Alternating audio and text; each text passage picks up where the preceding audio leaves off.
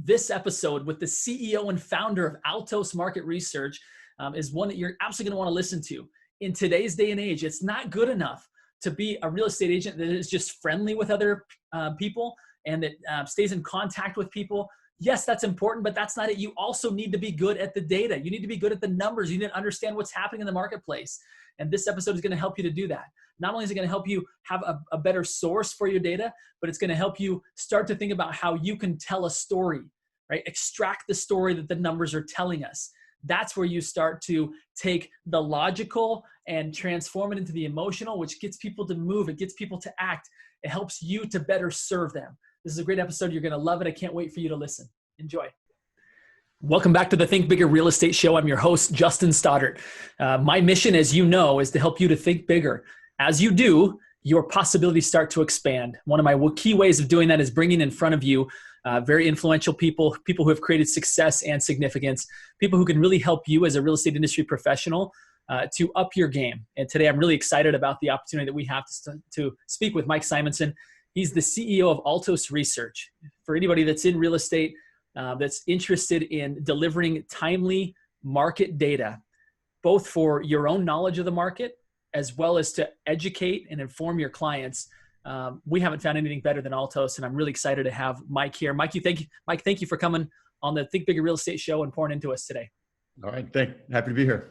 Yeah, very good. You know, I have become a student of the reports that your company creates, and I've found that in this market, in this economy, it's not good enough anymore to just be a good customer service representative, right? Just to stay in touch with people and be friendly with people.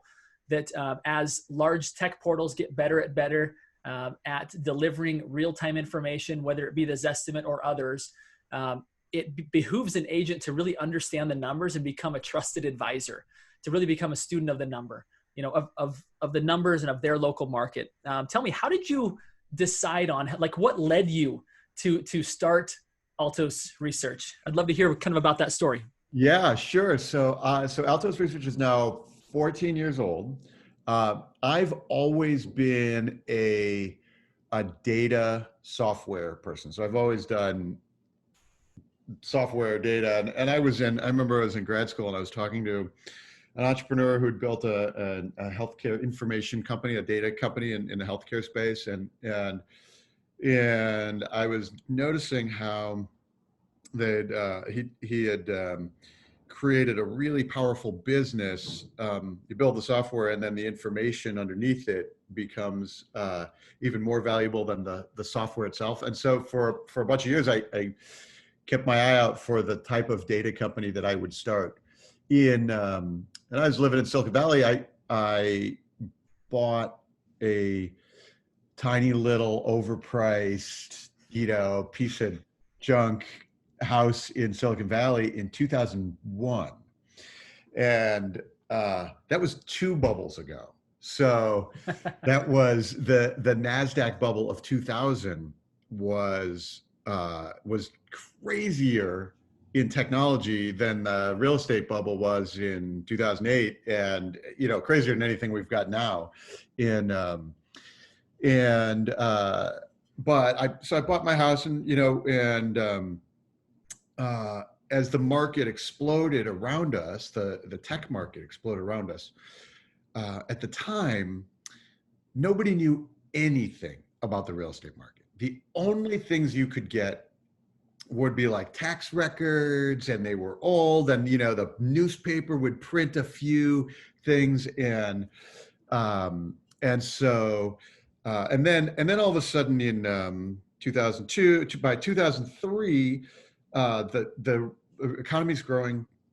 You can get a super easy mortgage, right? So the cheap, all the mortgage stuff is exploding now. So the real estate market is taking off, and and about the time that I bought my house, you could start seeing online what was for sale. Like all the listings started to be visible. Before then, you had to talk to the guy with the book, and it was like the printout, and nobody knew anything. So I just started building models for my own use to understand my own house, my own, giant mortgage when I'm 30 years old, and that kind of stuff. And and what I realized was I could start taking the information that was now available, build some models, and I knew more than anybody else in the space. Like there, a really good realtor knew their market really well, but you couldn't print that in the newspaper, or you get a quote or something. But like there was no analysis. So I did it on my own for my own use for 4 years maybe, and then I started seeing like big dollar Wall Street firms selling analysis about the market that for like $50,000 a year, and they would like gather data in January and February.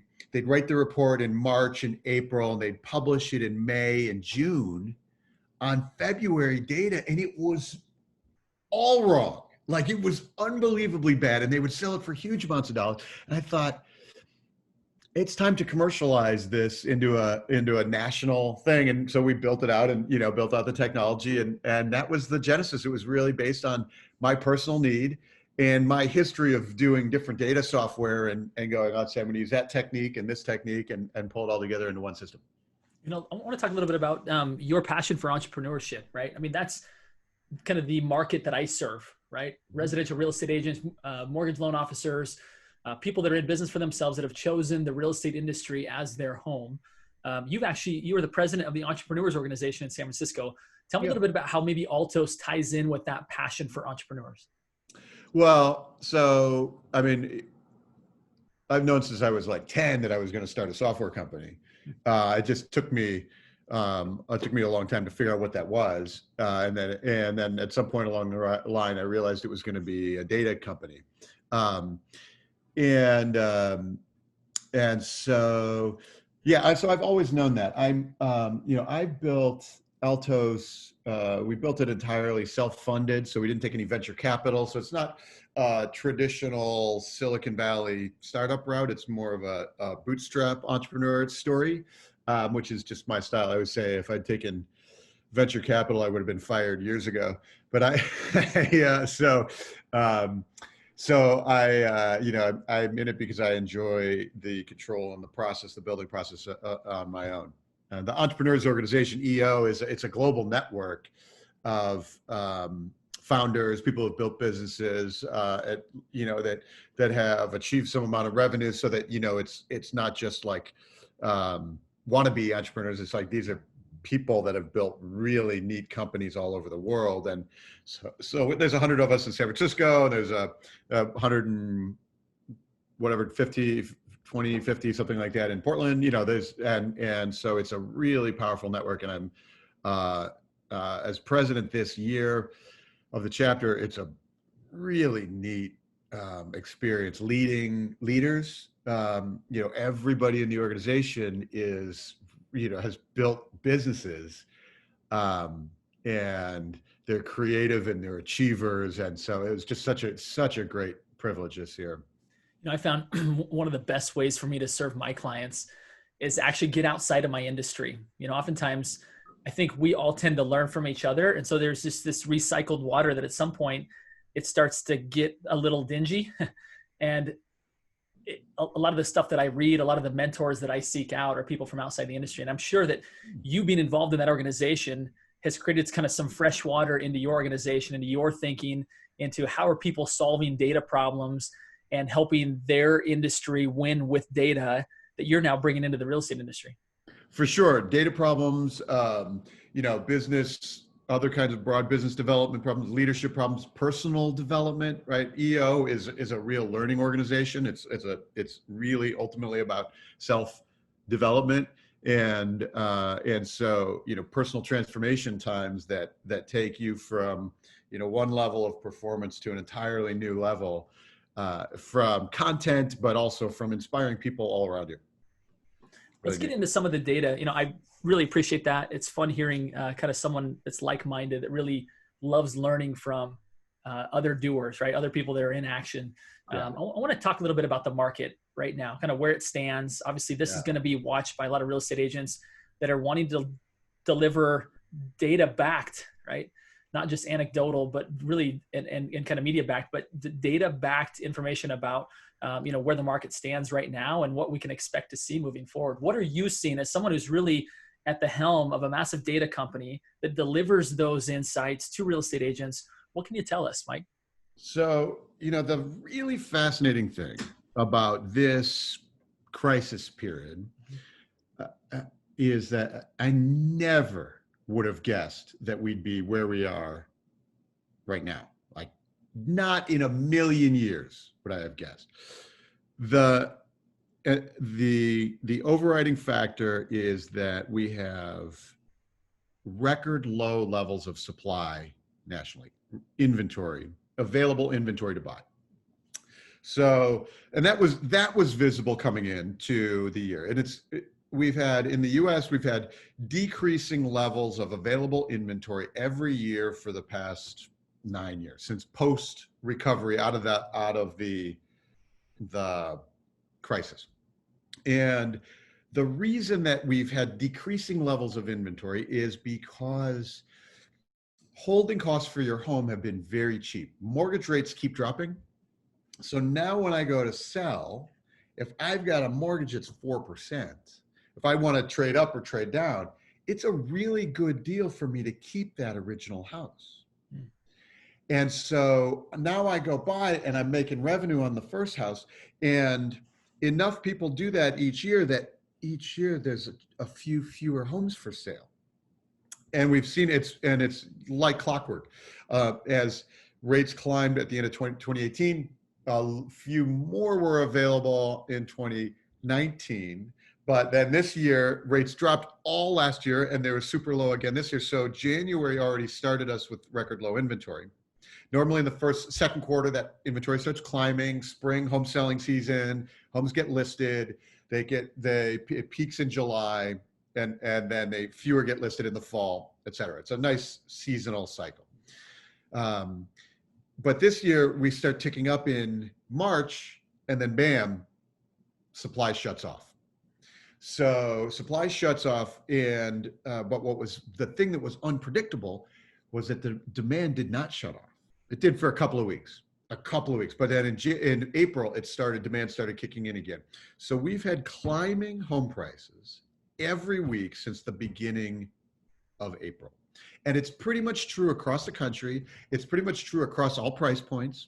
And so when you're an agent talking to clients, one of the big things is for people who haven't been in the data yet, and they can't believe it. They think, there are buyers on the sidelines with their cash waiting for that bargain. It's like, how long are you going to wait for that bargain? How long you been waiting for that bargain? It's just been fascinating to see. It's interesting. I was a home builder up until about 2010. And I know that a lot of people exited the industry at that point. I was lucky enough that I wasn't deeply financially injured, as many were. But there's a lot of very successful entrepreneurs in the form of home builders, right, who for a couple of years took a time out, right? And I think that probably compounds the problem you're talking about, which is now we've got people who don't want to sell. And so, yeah, there's no quick fix to this inventory shortage, right? And that's right. And we've been underbuilding as a country since then. So, the 30-year average, like 1.5 million homes a year. And then we were, for a bunch of years after the crisis, we were building 500,000 homes a year.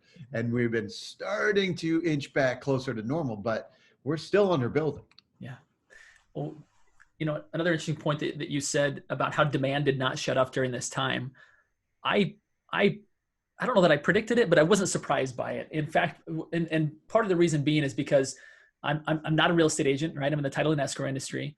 And I realized something amongst my peers and friends. Again, they'll have different conversations with me than they will with their realtor friends, right? They're less guarded about their home and their activity and kind of what their thoughts are about real estate. I think to some degree at least, or at least they'll have different conversations with me. And I realized how many people had such an emphasis on their home, their four walls, right? Is that we were all forced to this of this reality is that home is no longer just home. Home is now school. Home is now work, potentially work forever, right? And so all of a sudden, everybody was hyper-focused on getting home right, whether that meant a remodel, even painting walls. I know for us, we're doing some changes in our house. And a lot of people are realizing, like, I just don't want to live where I live if this is going to be so much more than just a place to lay my head down at night, right? Yeah. And so I think all of that, you've got people coming out of the woodwork. And so this demand that otherwise would have been fairly predictable all of a sudden is extremely unpredictable, because you got all these people that are like, yikes, I got to get my home right in case this happens again, right? Yeah. And I've talked about it in terms of Maslow's hierarchy. So Maslow's hierarchy of needs, starts at security at the bottom and say personal safety, and then it goes into social connection, and at the top there's like creative expression, self-actualization at the top. And in boom times, real estate is a luxury item. It's a creative expression. It is a aspirational thing. In crisis times, we move down Maslow's hierarchy to security, right? And it becomes like it's a security discussion. It's a safety. It's a protect the family discussion. And all of a sudden, the language changes, the emotion, right? You felt it in your friends. Like they're like, this all of a sudden is not show off. This is like a protect my home. And it was a real big, fast shift. Fascinating. Yeah, truly fascinating. Mike, why don't you tell us what key market indicators real estate agents should be watching with their clients? So we track the active market. We track all the homes that are on the market, all the pricing, all the changes in the pricing. And what happens is that's the current and leading indicators. The ones I like to look for. So right now we can look at pricing that's going to happen in, transaction prices that'll happen in July and August. We have a few numbers that we like to look at.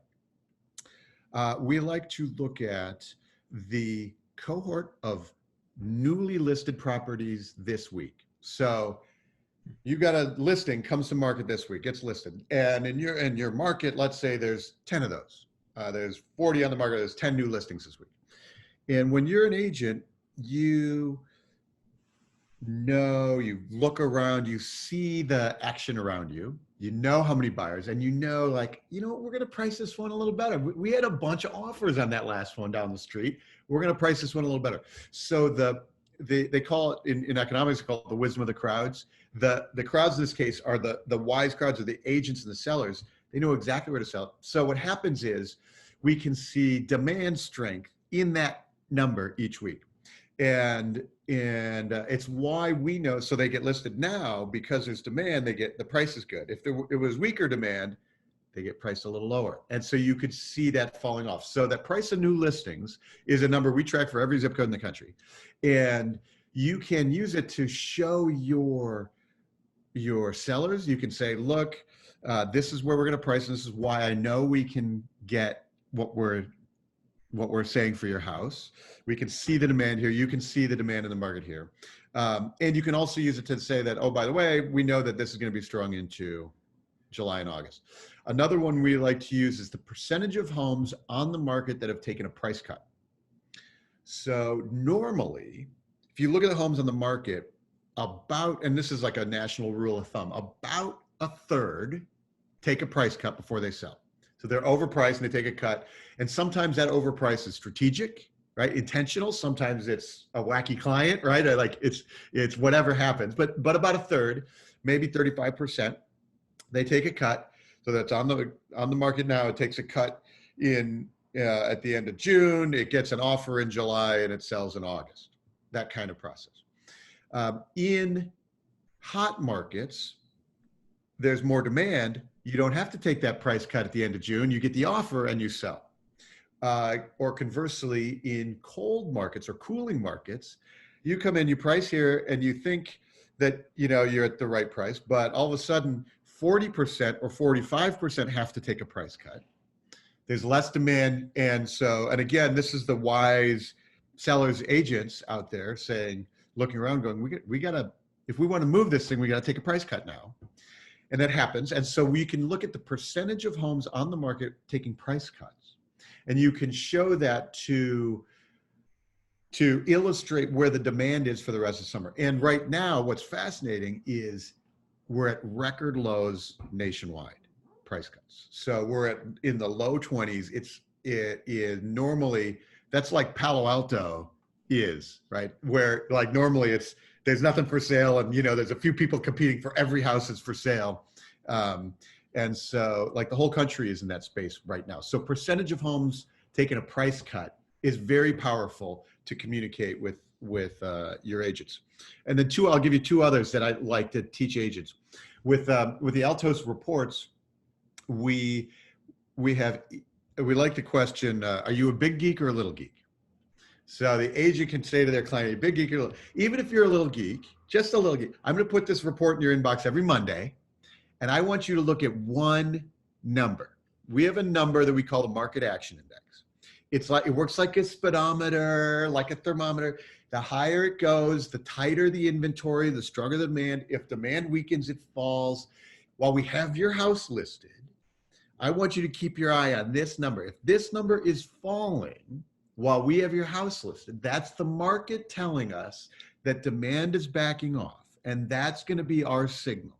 And so then then later down the road, the seller can say to the agent, like, I'm watching this number and I think we need to get in front of this, right? So it can facilitate that conversation. So even if you're just a little geek, like I want you to look at one number, and that's what we do. That's what we really try to do with the Altos Reports, is make it super readable, help you be the expert, put it in your hands so that your clients can appreciate hearing from you every day. Well, and demystify it, right? I mean, I think those of us that aren't big geeks, right, that are maybe little geeks, we're oftentimes intimidated by the numbers. And so we don't spend a lot of time there. But if you can make it to where it's right, data for dummies, then all of a sudden we can be empowered. Those of us that normally would side towards other things within our value proposition of marketing, et cetera. And all of a sudden data becomes a big part of what we can talk about. That's because right. You've made it easy for us, right? Whereas otherwise combing through, all kinds of deep dive reports and spreadsheets, it's not fun enough to really want to get in and get good at. It's also really hard for agents or title reps to take the data and build it into a compelling story. Yeah. That's what we do, right? Yeah. I think that's really where data comes alive for everybody, right? For engineers, it's always alive.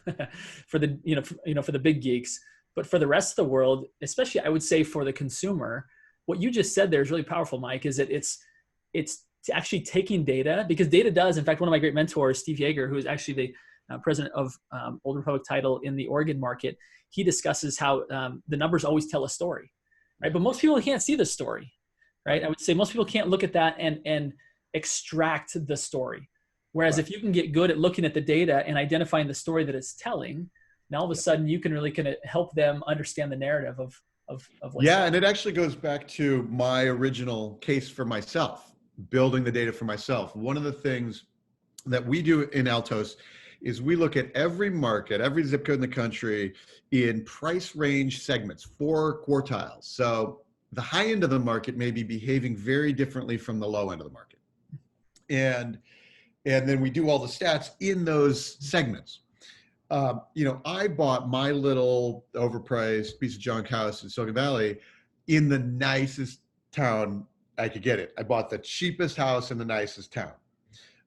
When the NASDAQ bubble burst, there were a lot of homes being bought with like, $2 million worth of stock options kind of things. And those evaporated. But at the time you could still get $1 million mortgage without even, qualifying, showing your income kind of thing. Right. And so at the low end of the market in that town at that time, the low end didn't go anywhere down, but the top came down. So it looked like prices were cratering, but in this segment, there was still a lot of action. And so an agent would be able to say to a buyer at that point, like, look, I know you think it's cratering around you, but in your price range, look, houses are going in 31 days. And if you want this house, you got to make an offer now. And so using those segments, and so we put those segments in front of everybody so that you can have that conversation, like pull the story out much more readily. Yeah. Powerful stuff. I was talking with an agent yesterday and I asked him the question. I said, he said, how do you think you can help me? And I said, I actually kind of reversed and shared with him the book, The One Thing, if you've ever read it, written by Gary Keller. It's a fabulous read. And the book says, it teaches the focusing question. And the focusing question is this: what's the one thing such that by doing it would make everything else easier or irrelevant? So I asked him that question. I said, what's the one thing in your business right now such that by doing it would make everything else easier or irrelevant? And his answer, he came back to me, said, there's a shortage of inventory. And I've got to find a way to identify how to find more sellers. Mike, what have you found within your reports, within the data that you pull, that would maybe assist agents with that? I know I'm looking for a magic bullet, and I realize that that's probably not reality, but I'd love to kind of have you say best practices for using this data that Altos Reports, Altos Research creates to go find new sellers is fill in the blanks. So, to find new seller leads is obviously, that's the $1 million question, right? We know that anyone in the business wants to work with the expert, right? They want to work with a person who knows what they're doing. Agents like to identify themselves as the expert by transaction volume, like, oh, I did 40 here, I did 400, that kind of thing. And in my view, in my experience, the consumer is interested in doing the deal with the person who's the one who says, look, this is why it makes sense. And in answering that this is why it makes sense is a data question. I like to say there's only 3 questions in real estate. What's for sale? How much is my house worth? And how's the market? Right. So we've got the tools, the MLS, you got their listing alerts. Those are what's for sale questions. How much is my house worth? You got your CMAs, you've got that's why Zillow was on the front page of the New York Times the day they launched, was answering how much is my house worth. Everything else is a how's the market question. Is now a good time? Do I have a lot of competition? How long is this going to take? All of these things are how's the market questions. And that's what the data does. So, and for agents, if you look around, everybody's got the first 2 questions answered. And the third question is much more sophisticated. It takes more nuance and it takes more effort. And so that's one way to elevate yourself beyond the everyone else who's in the space right now. And that's why market data is really useful for that.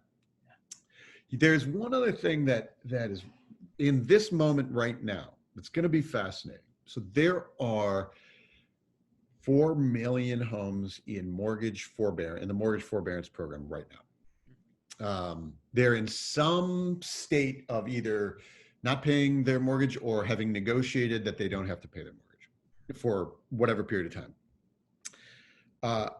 It's unclear how those people emerge from that, how we start paying again. It's unclear about how many of those are just taking a good deal, or they have legitimately lost their job, or there's all kinds of stuff in there. But you could imagine that sometime over the next 3 to 6 months that some of those homes are going to need to be sold. I stopped paying my mortgage and I can't start again. The good news is that we have a lot of equity.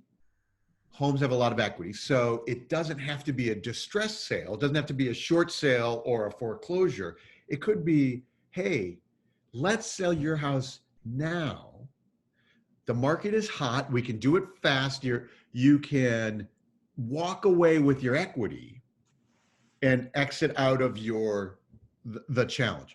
So it's unclear how many of those are going to happen or what happens with the programs, but it could be that there are folks in that space. There are folks in the space who have been unable to make money with their Airbnb units. And those folks had bought and planned that property with that income in mind. And now that income's not there. What happens with those folks? Do they need to sell? So it could be, and I've been looking for that. They haven't come to market yet, right? We're still losing inventory each week because there's more demand than there is new supply nationally. But it could be that there is an opportunity of inventory out there of transactions that need to happen. I think that's a fabulous answer. I mean, I think all of us are looking for, right, the silver magic bullet. The reality is you becoming a true expert and going and studying the market, like you're saying, and looking for all these opportunities that are going to be changing all the time, right? The Airbnb one is probably a temporary one, right? Yeah. Obviously the homes, in forbearance is a temporary one. There's constantly things happening. And if you're a student of what's happening in the world, and then you go back to the data to say, how can I educate myself so that when I then approach these people, right, I'm the expert and I'm the person that can tell them the story. That's for from sure. The numbers. Yep. Yeah. And, a lot of it, we do, of course, a lot of your listing business they're not like leads that come in and you turn and you list the house a week later. These are leads and contacts in the sphere you've nurtured over years. Right. And so, with the market data, one of the great things about market data is that it's always relevant. It's always fresh. Everybody always has an opinion. So it works really well, for example, for, Facebook lead advertising campaigns. And so we'll place ads for our clients on the Facebook, and you say, hey, here's the market in Bend, Oregon this week. Oh, by the way, search around, you can search anywhere and get the data. And, you can convert a lot of people at the top of the funnel because they want to, they want to know what's going on. And then they go through and they get the data. But those are leads that then you nurture over a long time. And I know a lot of our folks, we get the story about folks who say, I got a listing and they said, oh, I've been getting your reports for 2 years and now it's time to sell my house. And so, using the market data, putting it fresh in their inbox is a way to nurture those over time with information that people care about. So that may be ultimately the right way to build that listing base, right? There's no like, hey, I need 40 listings tomorrow, or but it's like I get 40 listings tomorrow because I've been working on it for years. Yeah, I think that's a great way to put it. Is it what may seem slow is actually fast, right? You actually are creating, you're planting and cultivating, and at some point the harvest happens really quickly, and people are like, boy, you just came out of nowhere. Like, how'd you have all this success so quickly? It's like, well, I planted way back, right? Right. Spring. That's right.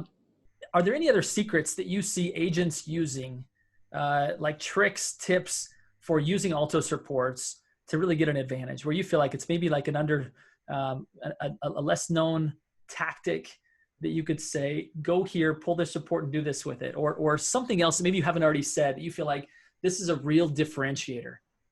Yeah, I mean, there's all kinds of ways. So, the fascinating thing about the market data is that it works all the way through the funnel. So the top of the funnel is, yeah, I want to know what's going on. And no, I'm not selling today, but now I'm I'm your contact, and oh, wow, I get great data from Justin every week or every month, and for years, and I look forward to reading that report. And so that's top of the funnel. And then, over years, that's the mid funnel. You nurture it over time. It's contact. And, you talk about needing to contact clients 7 times or, once a month, or whatever the systems are that you use. Yeah. And market data is a brilliant way to just drop into that space, mm-hmm. right? At the bottom of the funnel, now you're in the listing presentation, and now you have the market report at the top of the stack, and you say, like, I'm going to put this in your inbox every week while we have your house listed. I want you to look at one number, and so it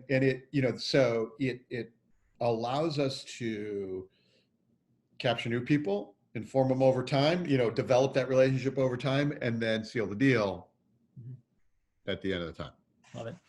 My signature question of the show, Mike, is I'm going to tweak it slightly because I'm super interested in this upcoming book you've got called Hacking Happiness. So here's the question, and then feel free to tie in anything from your Hacking Happiness book that maybe you might, is kind of conducive to answer the question. The question is this: you're a big thinker, right? That's why you're on the Think Bigger Real Estate Show. You're doing some amazing things for the industry. And my question is typically, what does a guy like you do to continue to be a big thinker, to continue to expand your possibilities? Feel free at this time to talk about the book or something else if it's more relevant. Yeah, well, I will talk about the content and the stuff. The reason that I'm writing the book was a personal transformation. And the essence of my work there is we can be purposeful with our internal systems, our biology. In particular, I focus on 4 neurotransmitters, 4 hormones. To establish happiness is a really broad term, but it's creative performance, it's confidence, it's charismatic, it's the emotional foundations for all success, based in these 4 hormones. So, and they are serotonin, which is your anchor happiness chemical. Serotonin is high, we're happy. When it's down, we're sad. Oxytocin is the love chemical. So when you're expressing love to the people around you, like, I love you, that's a feeling of oxytocin. Dopamine is the performance chemical. So when you're out hitting your goals and you're setting your goals and you're looking at the numbers of viewers here, those are dopamine rewards, and you do more because you're like, hey, we're getting more viewers. Like those are dopamine. And the 4th one is cortisol, which is the stress hormone. And so we can do things that drop our cortisol and increase the other 3 hormones, neurotransmitters, to put ourselves in this opportunity for success. And what's fascinating is these are emotional. These are the biology of our emotions, and our emotions spike them. And when they spike, our emotions happen. But other things happen too. So, for example, literally thinking bigger, the ability to go from a narrow scope of solution to a broad scope of solution is oxytocin is up, cortisol is down. When your cortisol is up, stress, anxiety, fear, or even, the phone's buzzing too much, or you've been in too much traffic, your cortisol's up, your scope of problem solving literally narrows. And so the book and my work is about, what do we do to drop the cortisol every day consistently? What do we do to increase the oxytocin, the serotonin, dopamine, like at work all day long, in home? Like, how do you change your mindset to focus on these things and literally think bigger?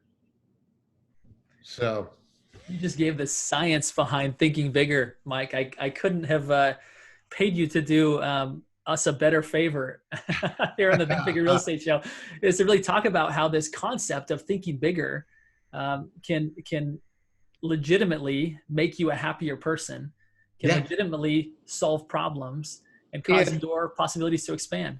Exactly. And how, and I talk about this in the book, and I've done some like TED style talks which are available to see if you're interested. Expressing love and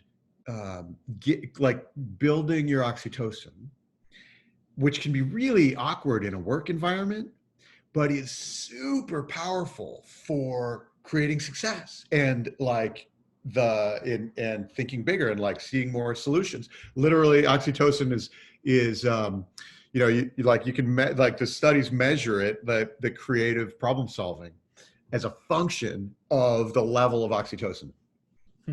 Fascinating. Absolutely fascinating.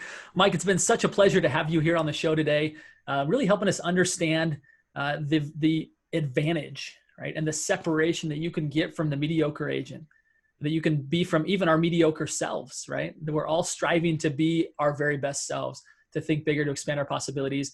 And you've really given us some incredible value. I would just encourage anybody here who's listening to this that is not yet receiving Altos reports, right? Whether they be from a title company like myself, or even from like yourself. I know I've got agents that say, I want my own branding on it. I want my own subscription. It's totally worth it. If somebody's in that position where it's like, you know what, this is important enough for me to brand myself as the area expert, tell us, where do people go, Mike, in order to really sign up for their own account and become a student with their own branding on the Altos reports? Sure. Go to altosresearch.com.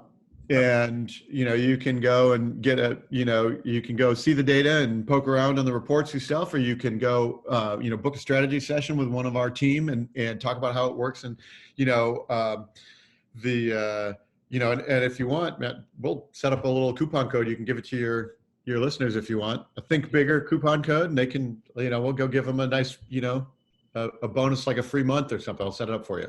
I love that. I love that. Again, thank you so much for everything that you've contributed here. I look forward to staying in contact. Can't wait to get the book. I feel like I want to read that and learn more about the science of thinking bigger. This has been super fascinating. So appreciate all you do for the industry. Appreciate your time and commitment contribution to us today. And I look forward to staying in contact. And my final request of everybody listening here are there 3 simple words. And Mike, you've helped us to do this, which are go think bigger. Thank you so much, our friend. It's been such a pleasure. Thank you. Appreciate it.